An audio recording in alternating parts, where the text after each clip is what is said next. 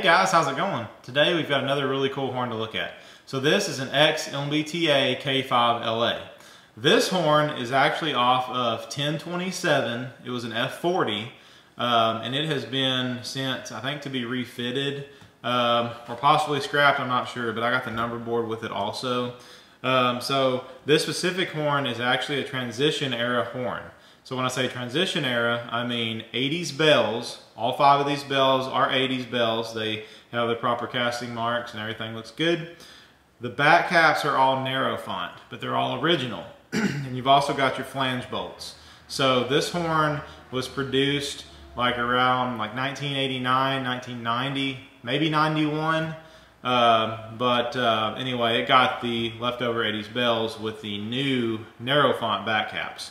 Of course, it is a tagless manifold, and it has the MBTA cones, and those are an in-house thing that they do. But they're really cool looking.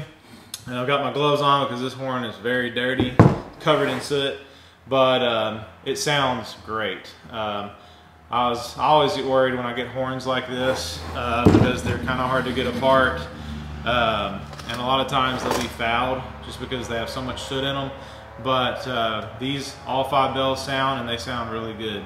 So anyway, that's about it on this horn, really. I'll throw up some pictures of it, and I guess that's really it. I will say that it does have a restrictor that's in it. Now the Runby videos, the first Runby video is unrestricted. The second Runby video is going to be restricted. Now the restrictor, I'll put a picture of it right here. It is really, really restricted. It has a really small hole, and it makes a difference in the sound. More so right next to it up close, you can tell a big difference. In the Runby, I was actually surprised because the restricted Runby sounds pretty good. I feel like the number 5 has trouble coming in when it's restricted. And it also, the horn, I guess, bleeds off worse than unrestricted. I guess just it takes longer for the air that's in the lines to get through that restrictor. But anyway, with the restrictor is how MBTA ran these horns, and that's probably why everything sounds so good. Just because it never had much pressure or volume going through the horn at all.